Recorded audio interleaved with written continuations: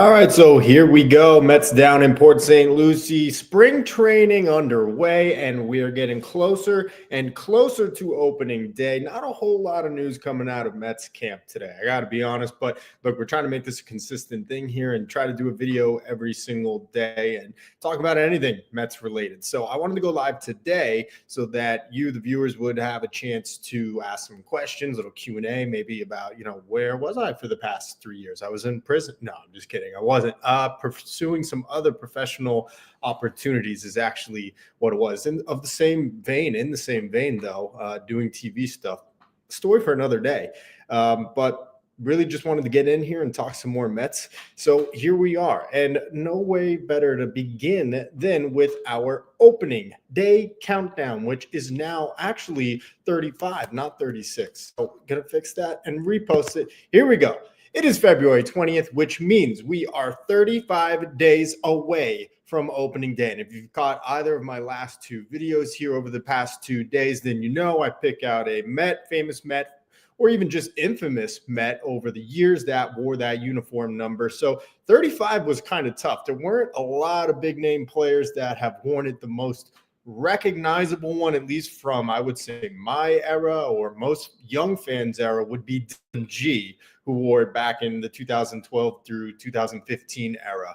But probably the most noteworthy and best Met that has worn it was this man right here, and that is Rick Reed. Rick Reed pitched for the Mets for 4.5 seasons from 1997 through 2001. He was traded at that year's deadline to Minnesota.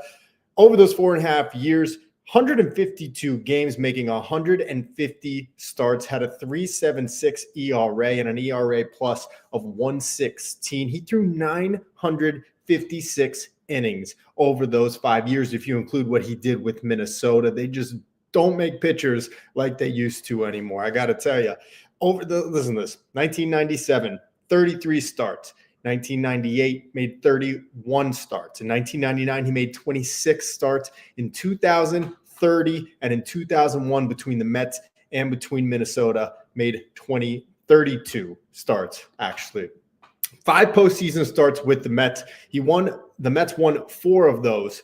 And in 4 of those, he went 6 innings or more and gave up 2 earned runs or less. So 35 days away from Mets opening day when they start the season out against the Houston Astros. So, of course, today, Rick Reed representing the number 35 as he strikes out Chipper Jones right there. Old habits die hard. What can I say? So there it is, countdown to opening day. Today, we're going to just discuss some really small little potatoes that we got out of Mets camp. Of course, probably the most noteworthy thing was Juan Soto buying Brett Baty a car. I would say that was actually probably the biggest news that we got today. So Juan Soto wanted to wear number 22 as he has his entire career, starting with the Washington Nationals, then when he went to San Diego, and then eventually again with the Yankees this past season. And so he had to buy it off of Brett Baty. Actually, that's typically how it goes in professional sports. Some teammates will just say, here, you can have it. It's no big deal. But if you're a veteran, and if you're a veteran that just made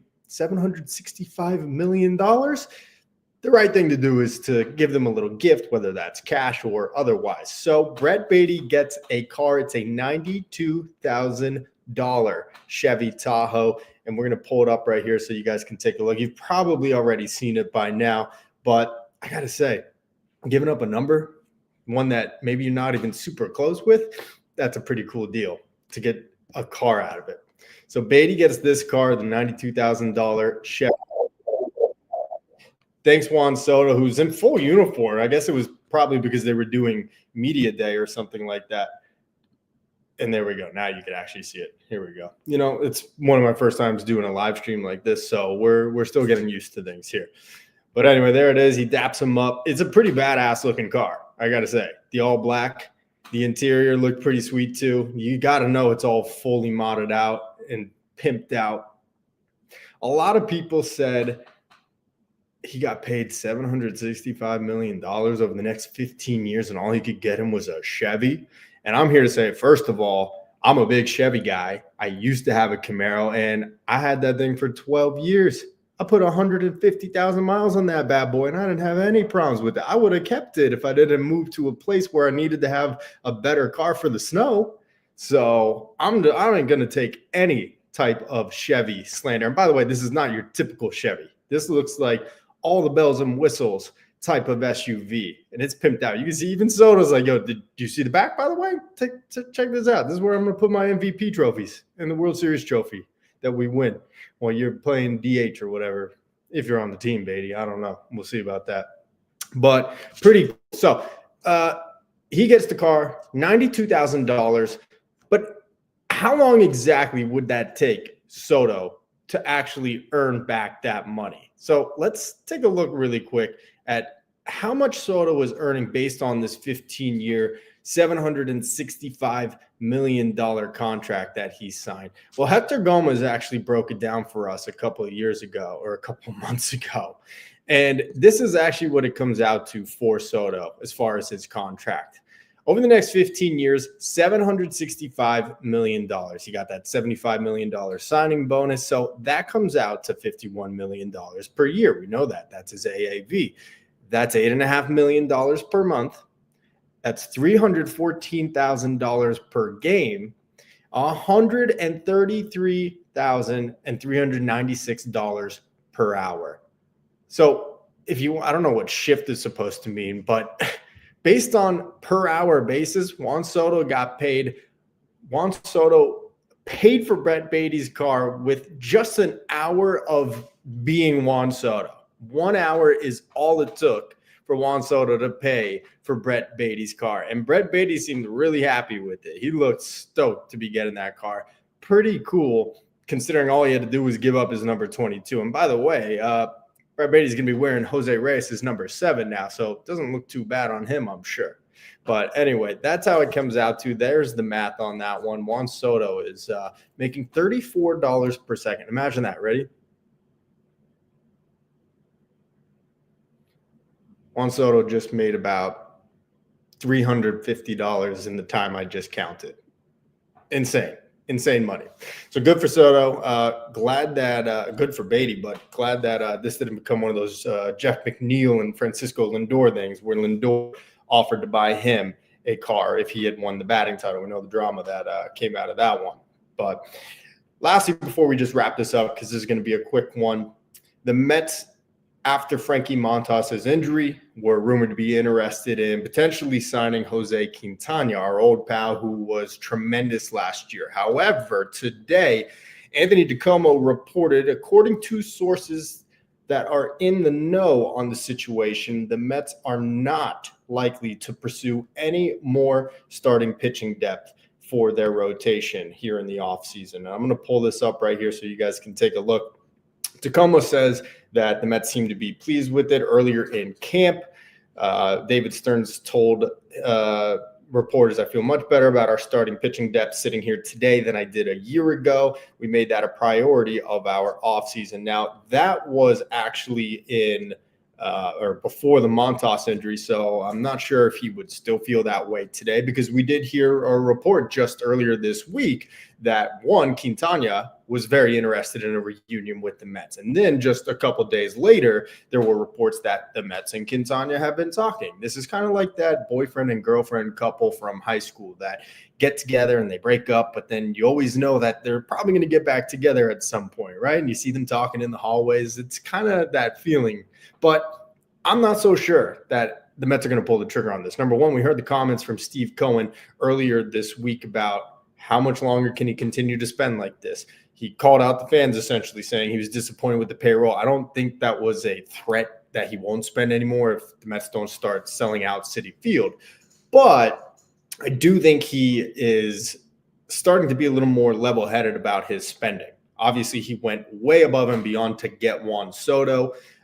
Then, of course, re-signing Sean Manaea, bringing back Pete Alonso, and he even said the words that it exceeded what he expected to be spending this offseason. So I, number one, don't believe that there's going to be any more additions this year, but looking to the long-term and long-term contracts, I'm not so sure that that's something the Mets want to commit to right now. And Jose Quintana was tremendous last year. Unfortunately, he might have been so good at the end of the season that he may have pitched himself out of a job, and he's probably looking for a little more than what teams are actually willing to offer him right now. And that's probably the issue right now and why he's not pitching for a major league team or in spring training. So last year, Quintana came out, had a pretty up and down first half, but overall a really solid year. You look at it here, and he went 170 innings, pitched in 31 games, all of them starts, and had a 3.75 ERA. But it was really September that set him apart from the rest of the pack during that time. And if we could find game logs right here, 2024, his September was just unbelievable. Probably, if not the best, one of the top 4 in all of baseball. You'd have to guess. I would say probably the best. 4 starts during September. Somehow the Mets ended up losing one of them. Let's see, which one was that? That was against Milwaukee. So that would have been the opening final game of the season. All right, so he won 4 1/3 and only gave up 2 runs. But overall, in those 4 starts in September, Quintana averaging 6 innings per appearance, 25 overall, and gave up just 2 earned runs, struck out 23 batters, 6 walks during that time, and had an 0.72 ERA. So, look, would I love to have Jose Quintana back? Absolutely. I don't think it's likely. I don't think that the Mets are going to be interested in adding any more to the payroll than they have at this point. And it's just one of those things where the Mets believe that Griffin Canning and that they thought Frankie Montas, but Paul Blackburn and those guys, the Tyler McGills, are going to be last year's Luis Severinos and last year's Sean Manaeas. And so far, Stearns has a track record. He did it once here with the Mets last year. All those things turned out. And now looking to this year, you got to hope that it's going to do the same. And his track record actually goes even further back to his time with Milwaukee, really finding a way to get those undervalued guys, especially pitchers for the rotation and for the bullpen. So maybe this will all work out again. You got to just hope and you got to believe. That's really all it comes down to. But this was just going to be a quick stream here today, guys. I'm rusty on my live streams, okay? I'm pressing a lot of buttons here on StreamYard, trying to do a whole lot of stuff. Let me know, though, what do you guys think? Should the Mets re-sign Jose Quintana? What do you think about that Chevy Tahoe for Brett Baty? I personally thought it was a pretty cool whip. And otherwise, be sure to leave a comment, tell me what you think about these live streams. Tell me what you think about the other videos I've been doing this week, what I should do differently. And maybe if you ever want to get on one, we could do a little group chat here, do a little Q&A. Talk to y'all soon. Let's go Mets.